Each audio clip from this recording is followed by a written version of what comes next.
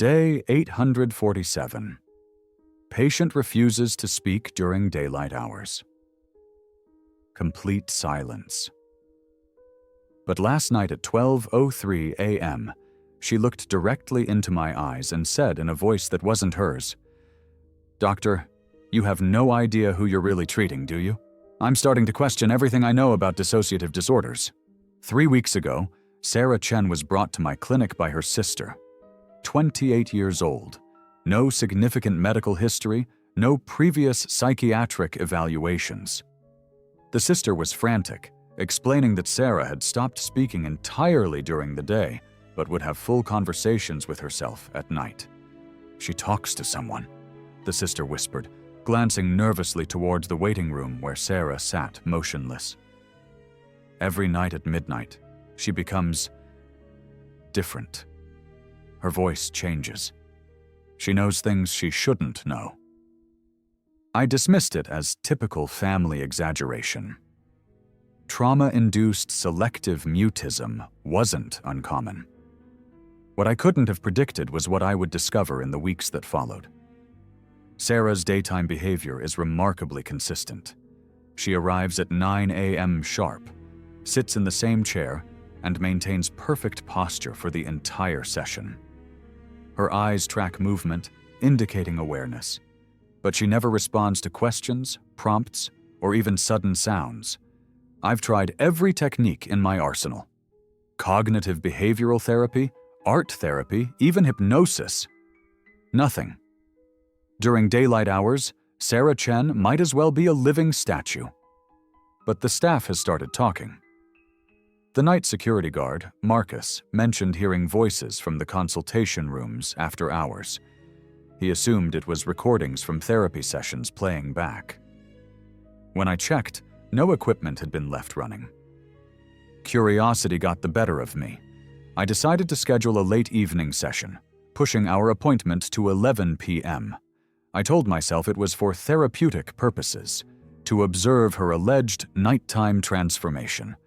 Sarah arrived as punctual as always, but something was different.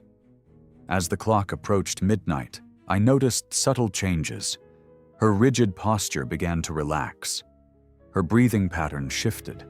Her eyes, which had been distant and unfocused during day sessions, became sharp and alert. At exactly 12:01 a.m., she spoke. "Hello, Dr. Harrison." Her voice was completely different, deeper, more confident, with an accent I couldn't identify. The Sarah I knew during the day had a soft, timid demeanor, even in silence. This voice belonged to someone else entirely. "Sarah?" I asked, trying to maintain professional composure. She laughed, a sound I'd never heard from her before. Rich, knowing, almost condescending. "Sarah doesn't come out at night, doctor. You should have figured that out by now." The nighttime sessions have become my obsession. Whatever speaks through Sarah after midnight knows things that are impossible to know. During our third night session, she described the contents of my office desk drawers in perfect detail. Drawers she had never seen opened. "Top left drawer contains your prescription pad, 3 black pens, a photograph of your ex-wife, and a small bottle of anxiety medication you haven't told anyone about," she said, with that unsettling smile. I checked later. Every detail was accurate, including the medication I'd been secretly taking for 6 months. When I asked how she knew, the response chilled me. "Sarah sees everything during the day, Dr. Harrison. She just can't tell you about it until I let her speak." The most disturbing development came during our 7th night session. She began discussing my other patients, people she'd never met, whose files were locked in my private office. "Mrs. Rodriguez won't tell you about the voices because she's afraid you'll increase her medication," she said casually, examining her fingernails. "And young Timothy isn't actually hearing his dead father. He's hearing his very much alive father, who abandoned the family last year and calls the house when his mother isn't home." Both statements were accurate. Mrs. Rodriguez had indeed been withholding information about auditory hallucinations, and Timothy's father had been making secret contact. Facts I'd discovered through extensive investigation. How could you possibly know that? I demanded. Sarah listens, Doctor. She's always listening. But she can only share what she learns when the sun goes down, and I take control. I decided to test her claims systematically. I scheduled meetings with other patients throughout the day, deliberately discussing confidential matters while Sarah was in the building. Topics she couldn't possibly overhear from the waiting room. That night, she recounted every conversation with disturbing accuracy. Mr. Patterson told you his wife is having an affair, but he's actually the one cheating, she said during our midnight session. He's projecting his guilt. And Dr. Reynolds from the 3rd floor? She's stealing medication from the supply cabinet. Sarah saw her yesterday morning. I verified both claims. Patterson's phone records showed communication with his secretary during hours he claimed to be in couples therapy. Dr. Reynolds was indeed under investigation for prescription drug theft. After 2 months of night sessions, I finally asked the question that had been haunting me. Who are you? What happened to Sarah? The entity, I can't think of her as Sarah anymore, became very still. For the first time, she seemed genuinely contemplative. Sarah experienced something terrible 2 years ago, she finally said. Something she couldn't process, couldn't speak about, couldn't even remember without breaking apart entirely. So her mind created me. A protective altar? More than that. I'm not just protecting her from the memory, I'm protecting everyone else from what she witnessed. The room felt colder suddenly. What did she see? The night her apartment building burned down, Sarah was working late in the basement laundry room. She saw someone pour accelerant around the building's foundation. Someone who wanted the fire to spread quickly. My blood ran cold. The Riverside apartment fire had been major news 2 years ago. 15 people died. The investigation concluded it was electrical malfunction. Sarah saw the arsonist's face. She knows who really killed those people. But the trauma of witnessing mass murder, of being unable to save anyone, broke something in her mind. The arsonist was Dr. Kenneth Williams, she continued. You know him, don't you, Dr. Harrison? I did know him. Dr. Williams was a respected physician who'd lost his medical license in a malpractice suit filed by families of fire victims. He'd claimed the victims would have survived if they'd received proper medical attention faster. Sarah was supposed to die in that fire. Dr. Williams saw her in the basement and tried to trap her there, but she escaped through a service tunnel. She's the only witness to his crime. The implications were staggering. Why hasn't she reported this? Because consciously, Sarah doesn't remember. The trauma blocked the memory entirely. Only I can access what she witnessed that night. And I only exist after midnight, when her conscious defenses are down. Our sessions took on new urgency after that revelation.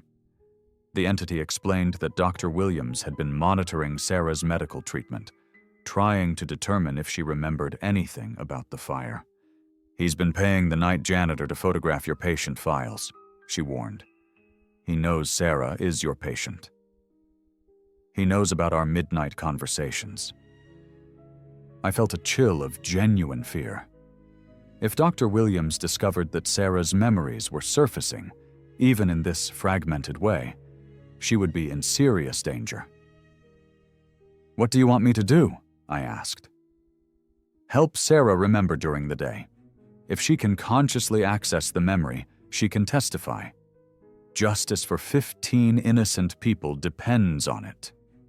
Working with both versions of Sarah, the silent daytime patient and the articulate nighttime entity, proved challenging but not impossible. I used a combination of hypnotherapy and memory regression techniques. Slowly, fragments began emerging during daylight hours. Sarah would write single words instead of speaking. Fire. Basement. Face. Running. The process was exhausting for her. Each recovered memory fragment caused visible distress, but she pressed on with remarkable courage. The breakthrough came during a particularly intensive afternoon session. Under light hypnosis, Sarah suddenly gasped and opened her eyes. "I remember," she whispered, the first words she'd spoken during daylight in over 2 years. The memory flooded back in vivid, horrifying detail. She described Dr. Williams' face in the basement, his shocked expression when he saw her, his attempt to block her escape route. She remembered running through the service tunnel while flames consumed the building above. "He killed them," she said, tears streaming down her face. "He killed them all because he was angry about the lawsuit." That night, our midnight session was different. The entity seemed weaker, less distinct. "Sarah doesn't need me anymore," she explained. "She can remember now. She can speak for herself." "Will you disappear entirely?" "I'm not separate from Sarah, Doctor." "I am Sarah, the part of her that refused to let those deaths go unavenged. Now that she's strong enough to seek justice, my purpose is fulfilled."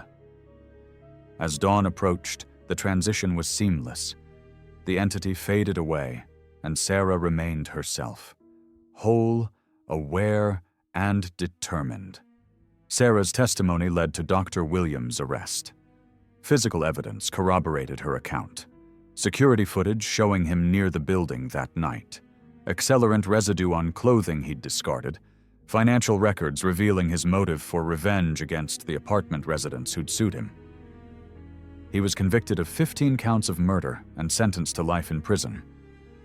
Sarah continues to visit my office, but now as a traditional therapy patient working through trauma recovery.